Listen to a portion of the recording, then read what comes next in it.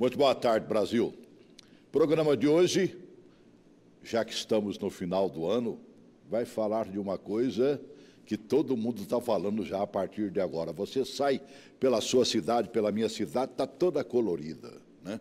Lâmpadas mil, está faltando só a torre de televisão botar lá e tudo mais, né? Não sei se o governo vai fazer isso esse ano. Mas a verdade é uma só, estamos vivendo o Natal. É tempo de alegria. Você comemora o Natal? No meio evangélico, eu tenho visto muitas igrejas comemorando o Natal, mas também existem algumas que dizem não comemorem, é festa pagã. O programa de hoje se propõe a falar um pouquinho sobre isso. Comemorar ou não comemorar? Melhor do que falar, vamos abrir em espírito natalino? Bota um pouquinho dessa música para mim, por favor.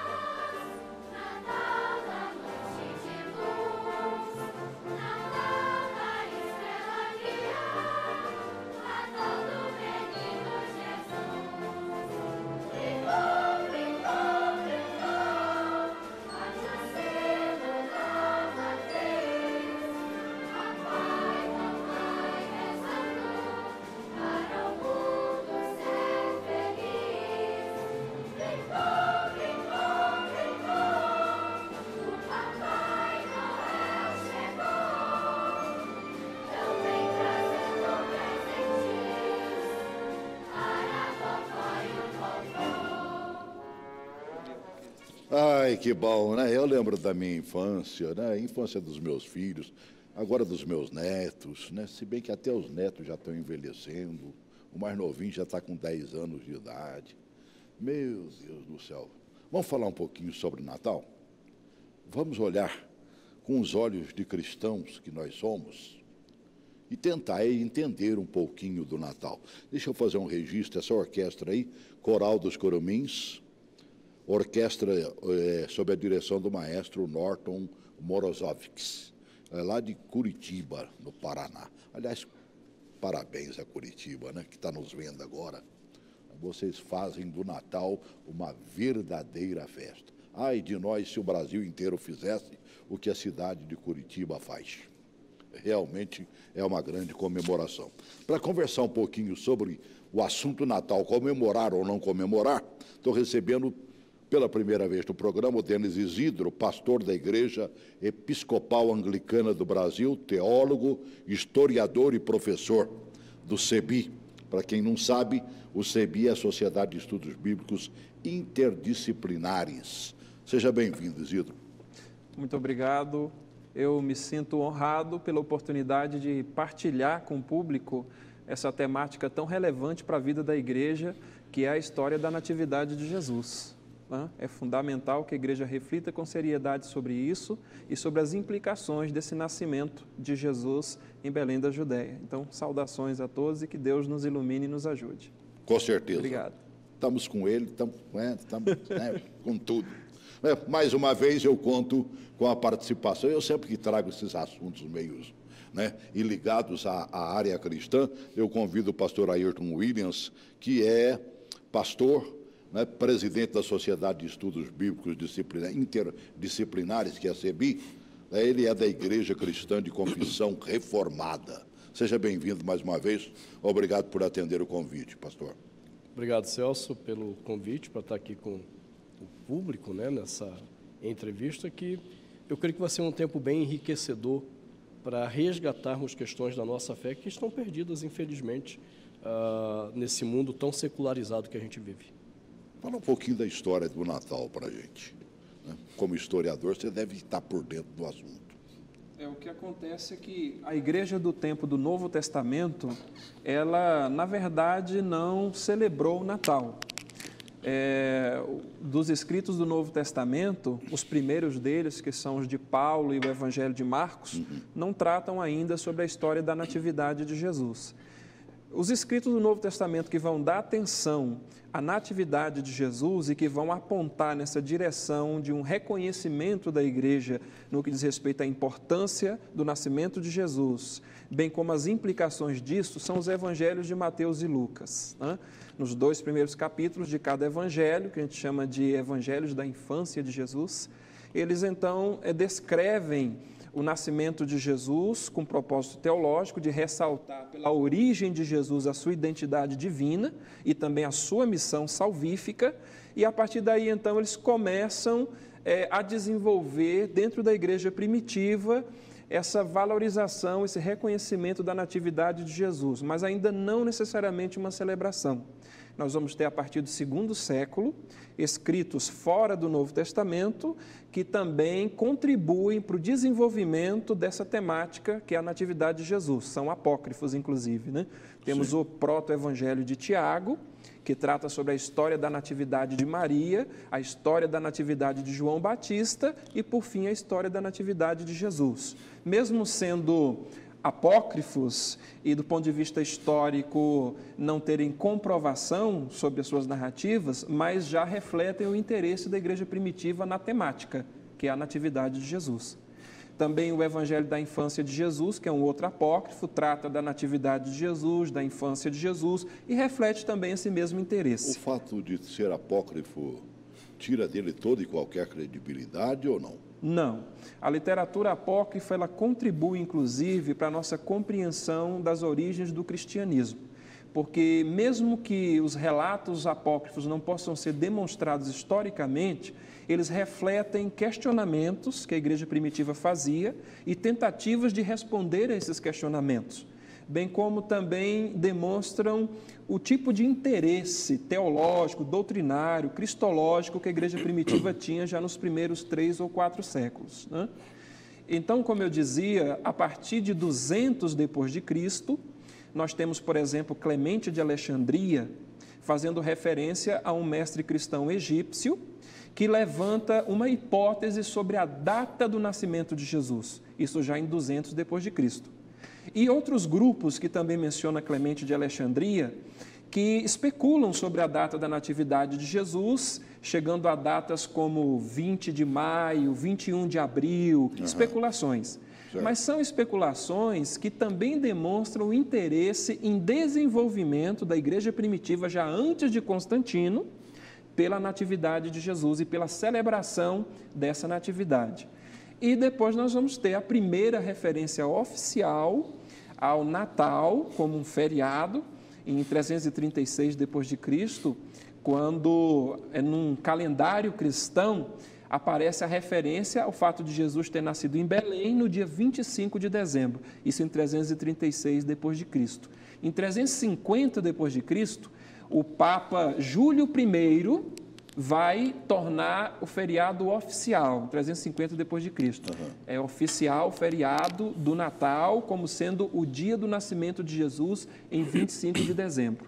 Agora, por conta dessa oficialização a partir do 4º século, do 25 de dezembro como o dia do nascimento de Jesus, posteriormente, mais especificamente no século XII, apresentou-se a tese de que o 25 de dezembro foi escolhido pela igreja primitiva como dia do nascimento de Jesus, mesmo sendo equivocado, porque a igreja ela se utilizou de uma estratégia de cristianização dos feriados pagãos.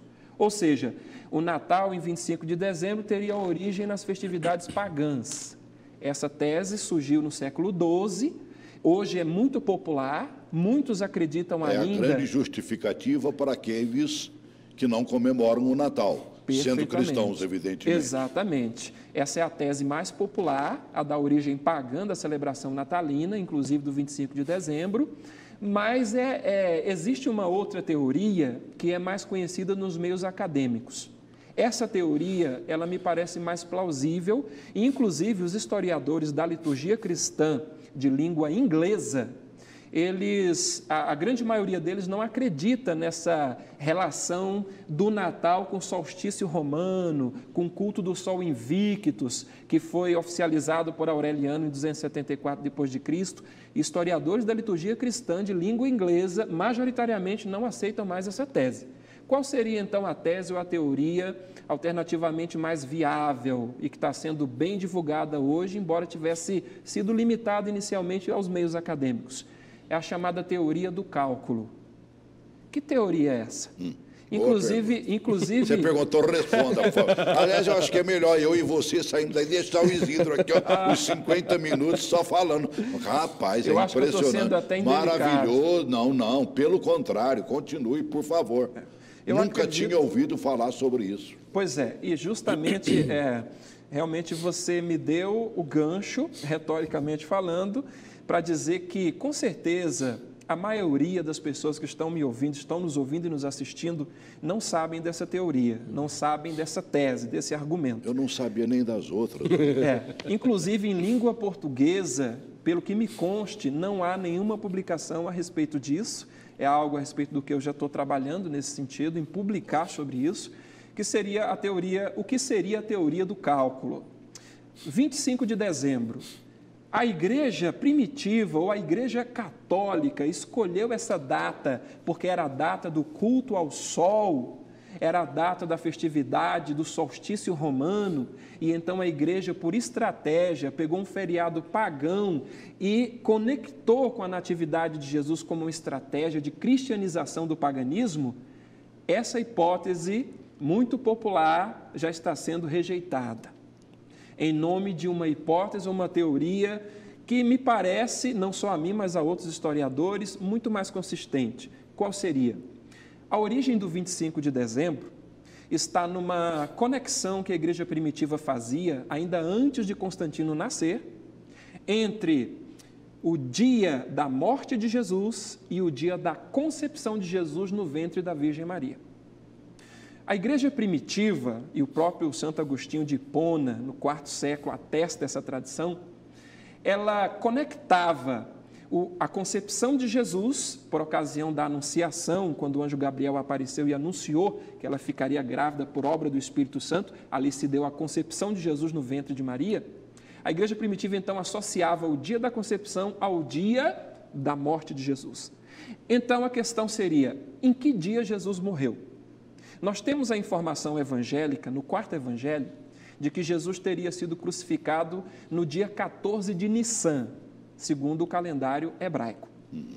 Tertuliano, em 200 depois de Cristo, ele descobre que 14 de Nissan equivaleria a 25 de março.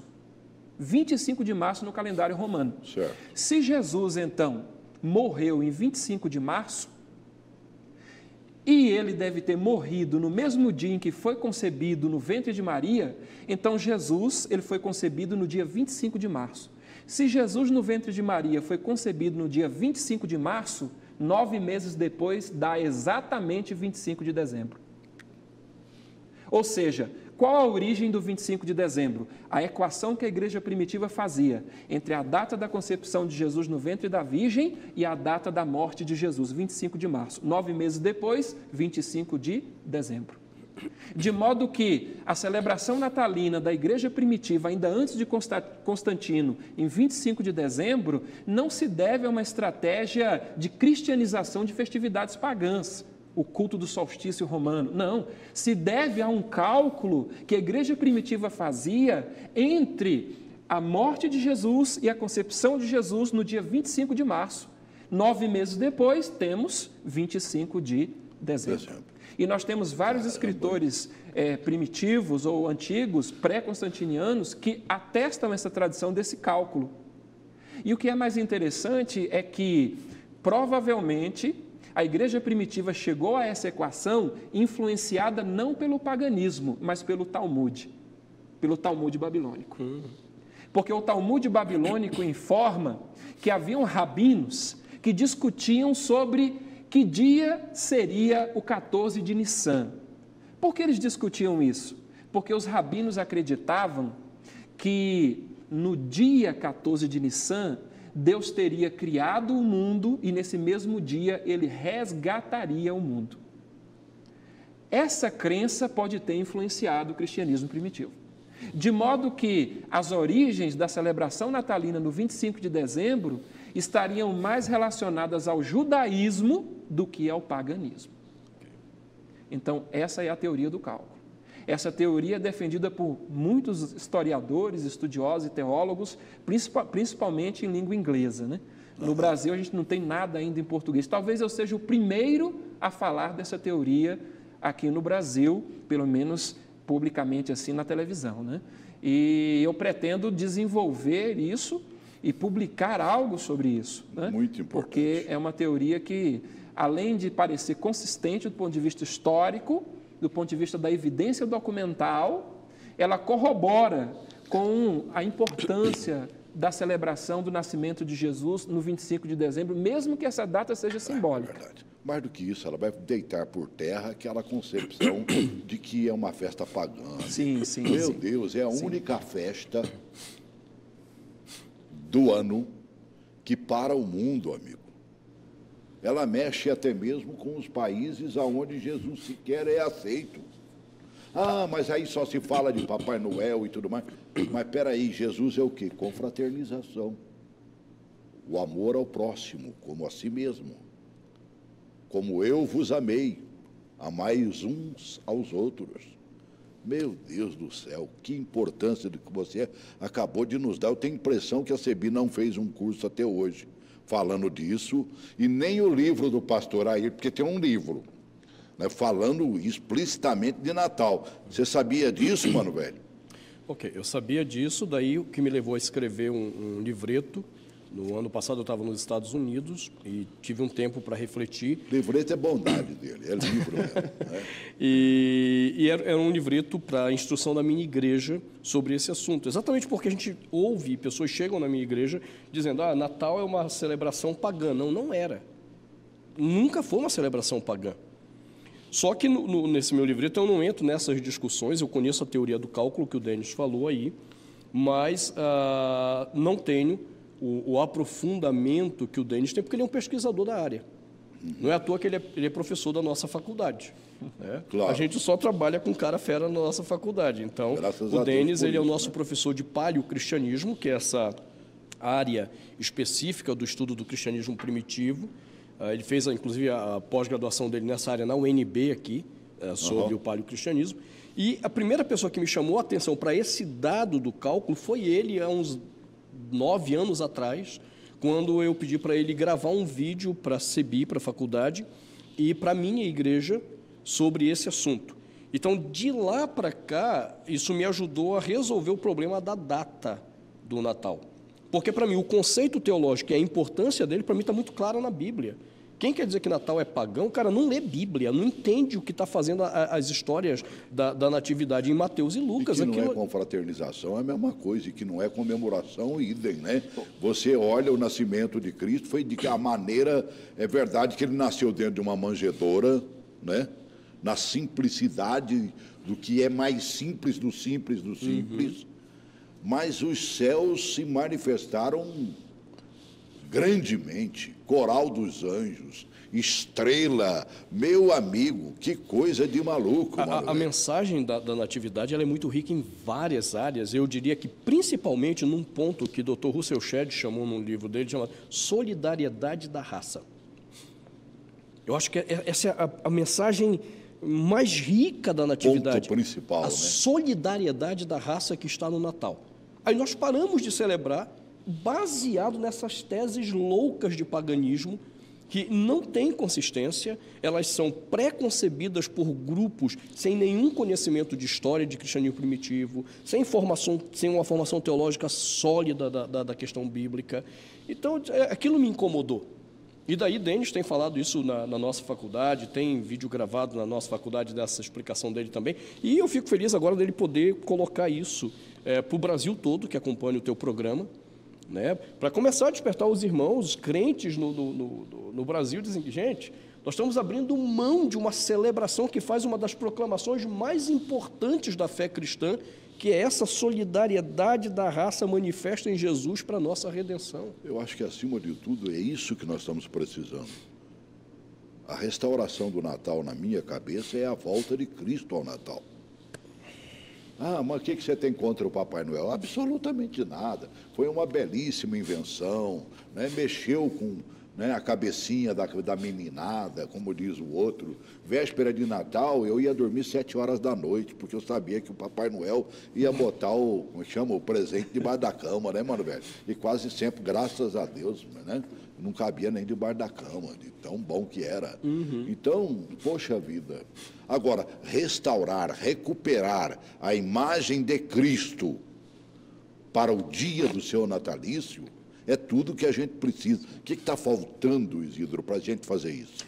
Eu acho que um dos caminhos da igreja contemporânea para recuperar não só a questão da natividade de Jesus, a importância de celebrá-la, como também outros pontos do Novo Testamento, é a alfabetização histórica. A igreja contemporânea, a igreja evangélica, ela me parece muito analfabeta historicamente, ou seja, desconhece a sua própria história, desconhece as origens do cristianismo, desconhece a igreja primitiva. Porque a igreja primitiva, ela deve servir como referencial para a prática da igreja contemporânea. Por exemplo, a questão do Natal. Como eu disse inicialmente, a gente vai investigando desde o Novo Testamento até o 2º, 3º século, no período pré-constantiniano, para não haver aquela argumentação contrária de que Constantino corrompeu tudo, a igreja romana veio depois. Não, a gente está falando de um período pré-constantiniano. A igreja primitiva do 1º, 2º e 3º séculos, ela reconheceu a importância do nascimento de Jesus. Ela reconheceu o significado e as implicações da encarnação do Filho de Deus, a união do divino e do humano, para nunca mais se separarem e para proverem a salvação. Então, a igreja primitiva compreendeu a grandeza disso e não deixou de celebrar. Não deixou de celebrar, não deixou de fazer menção, não deixou de reconhecer. Então, eu acredito que esse procedimento da igreja cristã primitiva serve de referência para a igreja contemporânea. Se a igreja primitiva valorizou, reconheceu e celebrou, cabe também à igreja contemporânea, para fazer a manutenção, inclusive, da sua própria identidade como igreja cristã, fazer o mesmo que a igreja primitiva fez. Então, temos que voltar à história do cristianismo, mais especificamente à história da igreja primitiva, ao cristianismo primitivo dos primeiros 3 ou 4 séculos da história da igreja. Tínhamos que voltar isso ontem, né, amigo? É. Agora, a igreja aceitaria isso, pastor Ayer? Esse retorno? Eles estão sendo tão atuais, tão agora, tão já, e esquecendo ontem, amigo, quer dizer, o ontem de 2000 anos atrás. Ok. Eu acredito, Celso, que uma mudança cultural, ela ocorre com a plantação de uma mentalidade para uma futura geração. É assim que acontece na nossa cultura. O que vai acontecer daqui 10 anos está sendo plantado há 10 anos atrás. São mais ou menos, segundo estudos lançados lá na década de 90, num livro chamado Mega Trends, que mais ou menos 20 anos é o tempo para você começar a plantar uma nova visão cultural. Só que quem tem feito isso bem feito é a cultura secular, humanista. A igreja, ela parou de acreditar nisso. Então, é possível que a igreja faça? Sim. É possível que a igreja promova uma revolução cultural? Sim, mas ela tem que começar a plantar agora. E com as crianças. Com essas do coral que nós mostramos aí. Vamos mostrar daqui a pouco, mais um pouco. Então, é possível, por exemplo, se você chegar eu não quero que o telespectador pense que a minha igreja é uma igreja perfeita. Mas a minha igreja, ela investe na formação de crianças, com questão bíblica e teológica. Que é uma coisa rara, infelizmente. Então, nossas crianças entendem por que celebramos o Natal. Elas sabem que não é pagã essa celebração. A igreja sabe disso que o Denis falou, a minha igreja sabe a importância do estudo do cristianismo primitivo. Porque quando eu rejeito o cristianismo primitivo, é a mesma coisa que eu rejeitar a educação que o meu pai e a minha mãe me deram, dizendo, não, eles são ultrapassados, retrógrados, caretas. Nós estamos rejeitando os fundamentos que nos trouxeram até aqui. O cristianismo primitivo é essa igreja mãe que nos deu o caminho para trilhar e que em algum momento a gente diz assim, não, está tudo ultrapassado, retrógrado. Agora, na minha igreja eles entendem isso. Se outros pastores, líderes entenderem a importância disso, nós temos como recuperar e temos como fazer uma revisão, não é apenas da igreja, é a igreja como uma fomentadora de uma cultura renovada. É mais do que a própria igreja. É uma sociedade toda renovada por uma mentalidade sendo novamente trazida à luz. Ao invés da gente buscar isso, eu tenho visto mais as pessoas tentando se basear até em trechos bíblicos para poder condenar o Natal. Entre os muitos vídeos que eu procurei hoje de manhã, né, eu vi um que achei interessantíssimo.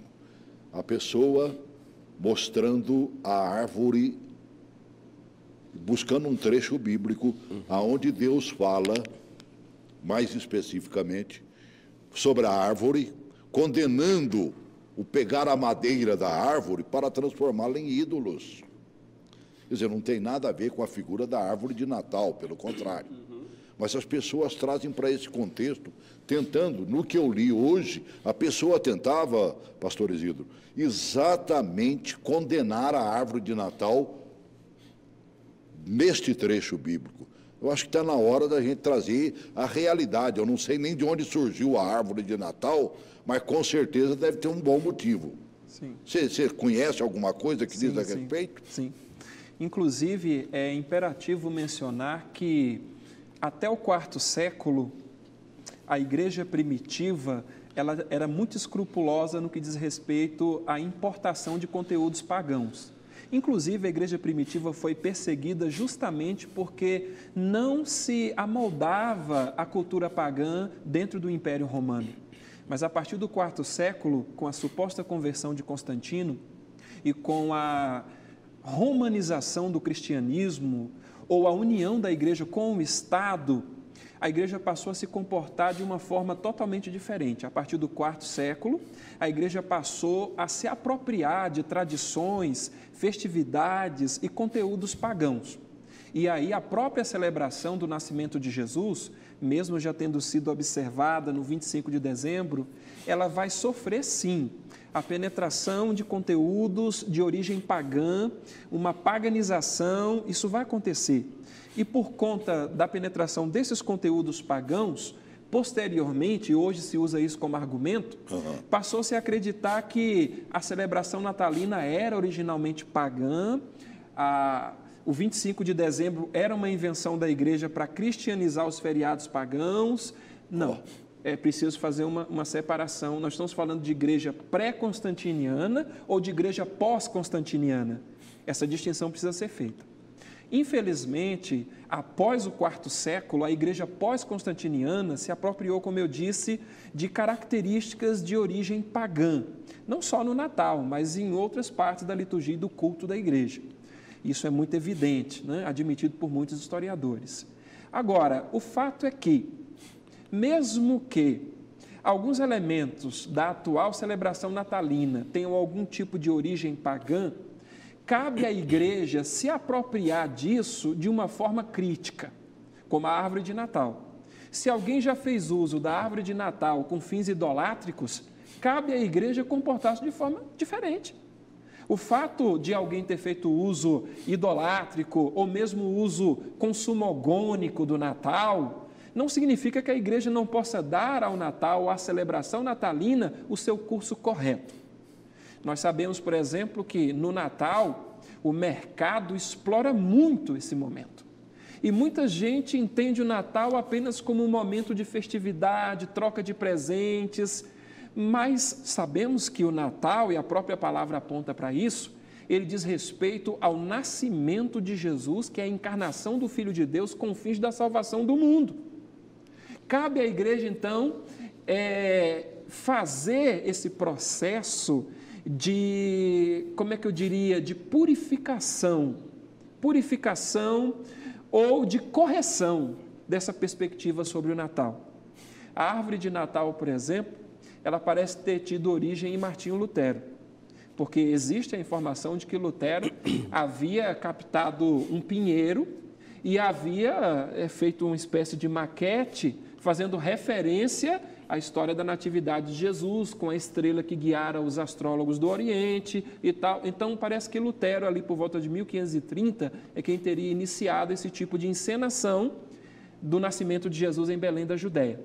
Agora, se posteriormente alguém fez uso de pinheiros ou de símbolos natalinos com motivações pagãs, isso não descaracteriza o Natal. Cabe à igreja... Nem tampouco a árvore, né? E nem tampouco a árvore. Cabe à igreja dar o curso correto a esses símbolos. Dar o curso correto a este momento que, como você disse, é um momento crucial no Ocidente. O mundo ocidental se dá atenção a Cristo. Até aqueles que se opõem à fé cristã, nessa época, questionam, criticam, mas se fala de Cristo, se fala da fé, se fala do Evangelho. É um momento crucial e oportuno para proclamar o verdadeiro sentido do Natal. Você falou mundo ocidental, mas o mundo oriental também já puxou para si o Natal. E cá para nós, países do mundo oriental, às vezes, mesmo tendo outra religiosidade, outra forma de religião, eles respeitam a Cristo, eles o têm como um real profeta, certo? Pode distinguir um pouco do nosso pensamento, mas há uma aceitação que às vezes não há no mundo ocidental, pastor Ailton. Ok. Está precisando resgatar isso também. Tá, deixa eu só voltar a essa questão da árvore. No ano passado, quando eu fazia a minha pesquisa para escrever o livreto para a minha igreja, nós realmente temos como Lutero tendo sido esse originador que introduziu a questão da árvore. Porém, no meu livreto eu procuro mostrar duas questões sobre o problema da árvore, porque lá eu explico o problema da árvore, o presépio, uma série de coisas. Nós temos que separar primeiro o problema do arquétipo, que é isso que a igreja não aprendeu, ela desaprendeu, na verdade, a fazer. O que é o arquétipo? Ele é um símbolo de alguma realidade que é evocado no mundo todo. Então, você pega água, por exemplo. A água, ela está ligada, ela está presente no batismo cristão, ela está na mesa branca do espírita, ela está na água que fica no copo de água em cima da televisão, de alguma coisa, porque se acredita que o elemento água, que é o arquétipo, ela representa alguma coisa na espiritualidade. Então, a pergunta não é se aquilo é pagão ou não. A pergunta é, esse arquétipo tem o seu lugar de interpretação onde? Em que ambiente? Porque para um ambiente espírita, a água é uma coisa, para um ambiente cristão é outra, para uma igreja neopentecostal é outra. O problema não é o arquétipo, é o ambiente de leitura. Então, você imagina um cristão usando a água no batismo e vem alguém de fora, olha para aquilo, isso aqui está ligado a uma religião pagã. Eu mostro nesse meu livreto que qualquer símbolo cristão, qualquer um que está na Bíblia, você pode relacionar com o paganismo. É só você tirar o ambiente dele. Entra, então, a questão da árvore. Ora, a primeira menção que eu localizei do estudo da árvore não foi Lutero. Por volta do IV século, já a igreja celebrando o 25 de dezembro, como o professor Denis bem demonstrou, a igreja passou a contar a história da redenção, nós temos esses dados, com a figura da árvore. O que eles fizeram? Chegava dia 24 de dezembro, os pais faziam lá uma árvore na casa, pegavam lá uma árvorezinha, tipo a gente faz hoje, para lembrar Gênesis 1 e o fruto da árvore que era proibido.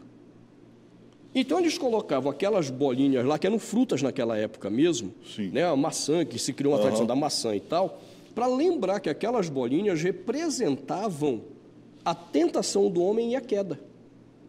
Então, os pais sentavam com seus filhos em torno daquela árvore, lembravam Gênesis 1, a história da criação, da redenção e desobediência do homem, e que quando eles tomaram aquelas frutas, que hoje são as bolinhas da árvore, os homens caíram em desgraça na relação deles com Deus.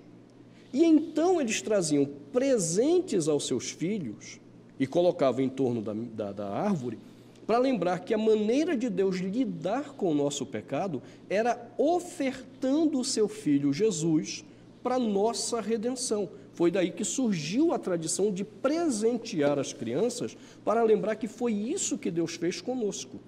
Ora, isso ainda é antes da institucionalização constantiniana. O cristianismo criou em torno da árvore a mensagem da redenção que ligava Gênesis e a obra redentora de Jesus no seu nascimento.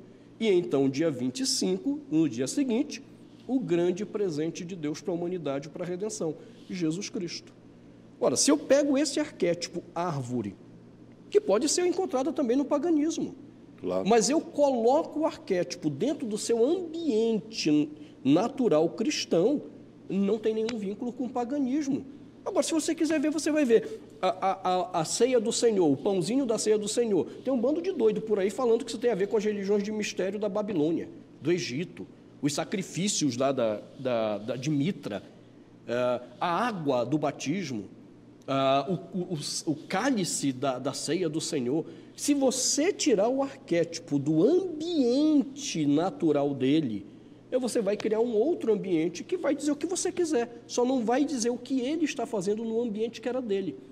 Ou seja, você, desculpa a expressão, você está estuprando literalmente o símbolo do arquétipo de onde ele deveria estar. Você está arrancando ele do ambiente natural para dar um significado que ele nunca teve. Tem na cabeça do doido que não quer fazer a interpretação correta. Mas pela primeira vez eu ouvi falar da árvore como você está falando também. Está nesse meu livreto essa questão. Interessantíssimo, né? Esse livreto está disponibilizado ou não? Ele foi feito uma tiragem pequena, mas se alguém quiser eu posso mandar por e-mail, não nenhum problema, eu posso disponibilizar por e-mail. Dá teu e-mail, como é que vai entrar em contato? Ayrton Williams. É o Ayrton Williams, né? Bota o nome do Ayrton aí na tela, aí, ó. Nome completo, porque é meio complicado como escreve o nome dele, né? E aí é @globo.com. Isso, é o meu nome, Ayrton Williams. E aí você me pede o livro que eu mando. Ayrton Williams, né? Com MS. Com MS no final, é M mesmo, de Maria. Isso, né? e de sapo. Mãe de Jesus aqui na Terra, né? S depois de sapo. Né? Isso, e aí eu mando para você, porque está lá esse material sobre essas questões. E o ponto central do livro não é discutir a história, é mostrar o problema do arquétipo. Nós temos arquétipos, e os arquétipos são universais. Você pode dar o significado que você quiser. Agora, se você quiser ser fiel ao que o arquétipo quer dizer, você tem que colocá-lo no ambiente de produção dele, não no ambiente que você quer produzir para ele. Você pode até argumentar, não, mas cidadãos aí são professores, são não sei o quê, tudo mais. Né? Eu separei um videozinho do Malafaia. Ok. Certo? Você já conhece esse vídeo, né? Porque não é coisa de agora, não. Numa véspera de Natal, ele gravou dentro da casa dele. Teve um que ele fez também, mas a imagem estava muito ruim, né? Esse ele fez, inclusive, ele não ouviu o William Bonner, né, que mandava, por exemplo, quem estava mandando as coisas para a Rede Globo para não gravar assim, é para gravar assim, né? Então, mas aí ele fez em pezinho, mas vale a pena conferir, porque ele não tem papas na língua e ele manda o recado, como diz o outro, do jeito que a maioria entende. Coloca aí. Como é que tem cristão que faz o jogo do diabo e dos ímpios para não celebrar o Natal? Deixa eu explicar uma coisa para vocês. Quem trouxe essa pataquada para o Brasil foi o movimento G12. Esses caras é que incutiram essa mentalidade medíocre para não se celebrar o Natal. Mas eu vou dar uma resposta na Bíblia. Preste atenção. Pouco importa o dia que Jesus nasceu, minha gente. Vamos para a Bíblia. Vamos ver o nascimento de Cristo. Primeiro, a estrela de Belém celebrou o nascimento de Cristo. Sabe o que significa isso? O universo celebrou o nascimento de Cristo. Os anjos, o coral de anjos que os pastores viram, o mundo espiritual celebrou o nascimento de Cristo. Os pastores celebraram o nascimento de Cristo, que representa o povo.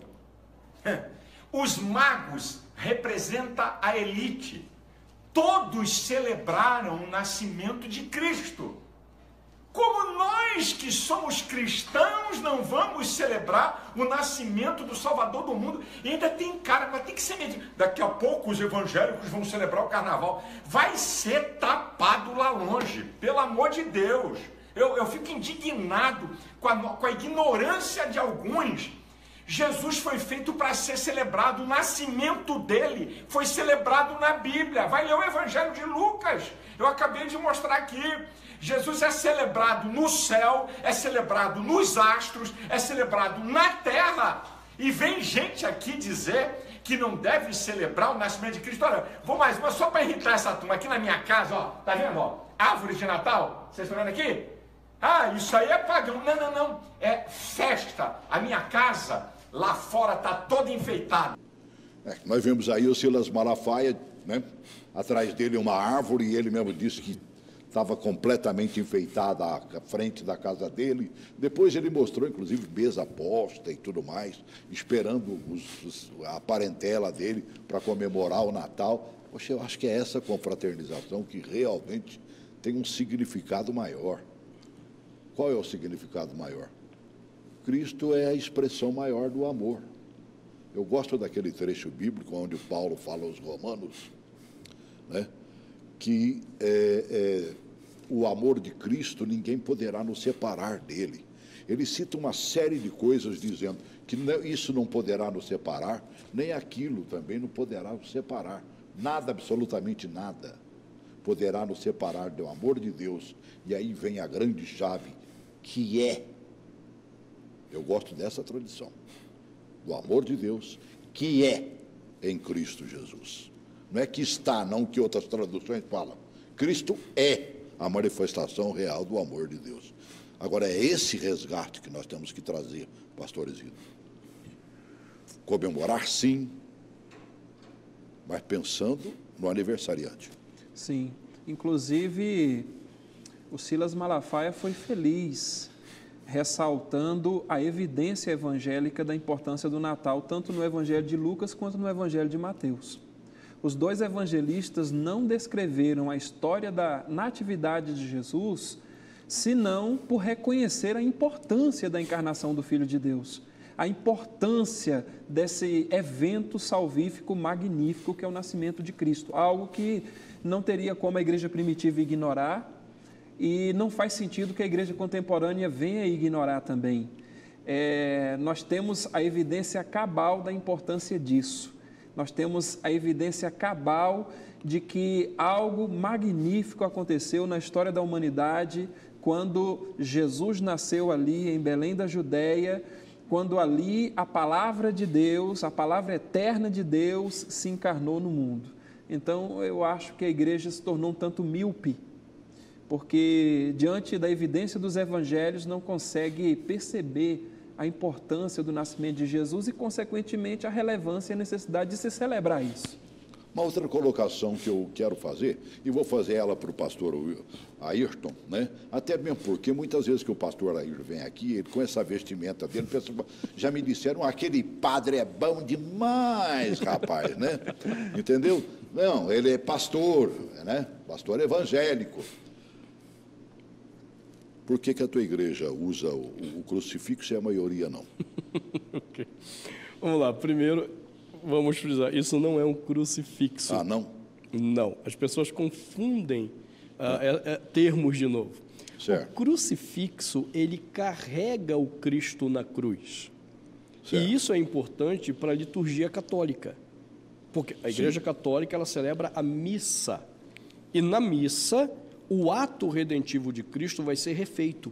Certo. O Cristo vai morrer novamente e o Cristo vai ressuscitar na Eucaristia. Então, para o católico, é importante que o Cristo esteja na cruz para lembrá-lo. Sobe um pouquinho. Ok, aqui. Isso aqui? Isso, fecha agora nele aí, ó. Tá. Então, vai lembrar o católico que Cristo está refazendo o ato redentivo dele naquela missa. Essa cruz não tem o Cristo.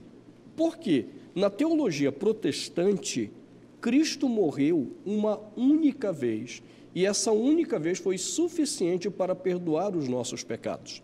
Além de ter morrido uma única vez, e por isso ele não está mais na cruz, eu não preciso refazer o ato sacrificial dele, também foi associado na teologia protestante que a ausência dele na cruz revela a ressurreição dele, ainda que o túmulo vazio seja o melhor exemplo, seja o melhor arquétipo da questão, mas a cruz vazia, até na teologia e simbolismo protestante medieval, você tem ainda a cruz vazada, que representa a melhor ideia. Ele não está mais lá. Então, eu não uso crucifixo, eu uso uma cruz. Certo. E ela proclama que ele morreu uma única vez por mim e ressuscitou uma única vez, sendo suficiente para a minha redenção. E eu aprendi mais uma também, o que é cruz e o que é crucifixo. Então, eu vou vivendo e aprendendo, mano, velho. Né? Por isso que é bom fazer um programa a esse respeito.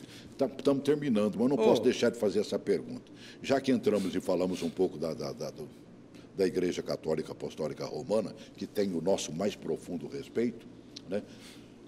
O presépio. Por que nós não usamos o presépio? Nós não usamos o presépio por ignorância.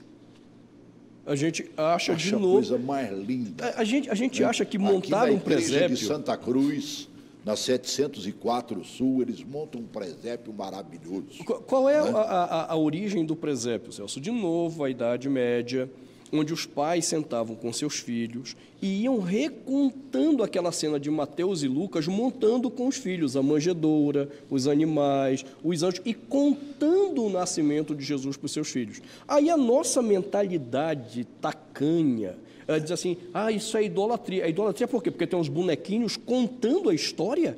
Ué, então você não pode usar fantoche na tua igreja, ué? Porque tem bonequinho contando história. Você não pode fazer teatro na tua igreja porque você está contando história. Qual é a diferença do ator e do bonequinho que conta a história? Não tem idolatria. Eu não me reúno no presépio para adorar. Não, eu estou contando para o meu filho a história da redenção. Idolatria é quando você realmente idolatra aquilo. Só para fechar, eu cresci com meus pais fazendo isso. A gente ia cortar a árvore. A gente ia cortar a árvore para montar o presépio em casa. Que alegria! E meus pais falando para mim, em cada cena montada, o que Deus fez por mim. Eu, criança, olha como isso é lindo para a criança entender. E nós abandonamos isso. Perdemos. Eu acho que a figura do Cristo na manjedoura é o Natal estampado, verdadeiro. Eu acho que esse é um resgate que as nossas igrejas deveriam fazer também.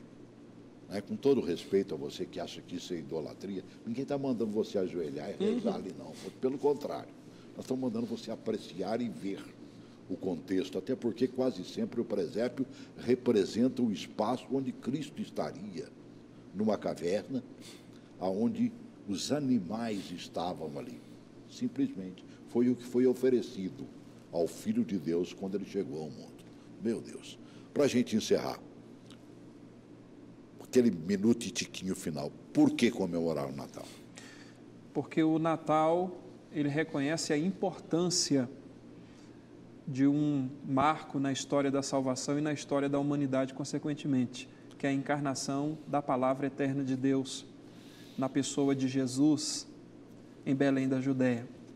Sem a encarnação da palavra eterna de Deus, sem o nascimento de Jesus, não teria se dado seu ministério magnífico e muito menos a sua morte e ressurreição, que é a obra poderosa de Deus para a salvação de todo aquele que crê.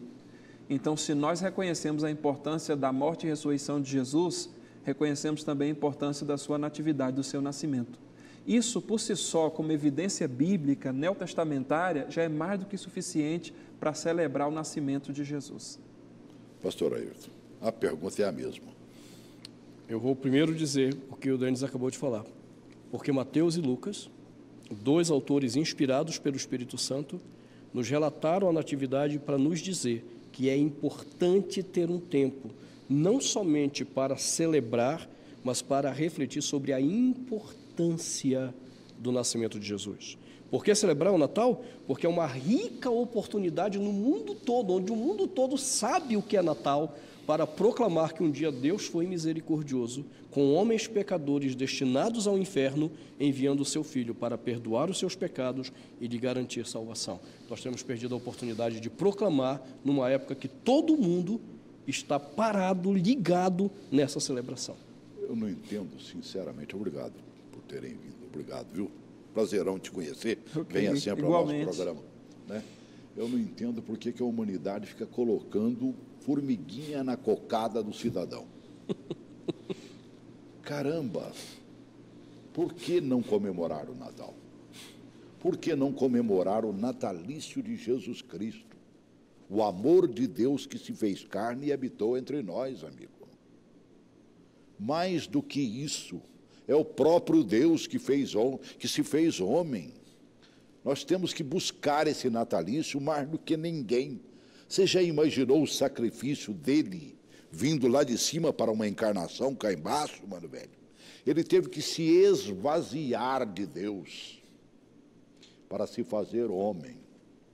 E se nós não reconhecermos isso, não estaremos absolutamente fazendo nada que tenha a ver com o natalício cristão. Nada. Ou você respeita, ou respeita. Não tem outra saída. Esse é o meu pensamento. Eu vivo o Natal desde os primórdios, desde o meu primeiro ano de vida, e já estou no setentinha e continuarei festejando o Natal. Para mim, é a festa cristã onde eu faço questão absoluta de estar com a minha família reunida. Ano novo, pode ir para Gandaia, vai para onde você quiser. Eu vou para a minha igreja, eu passo a passagem de ano na minha igreja, junto aos irmãos, orando a Deus, agradecendo pelo ano que termina e agradecendo a Deus pelo novo ano que está se iniciando. Agora, o Natal é em família, no amor de Deus, que é Cristo Jesus. Grande abraço.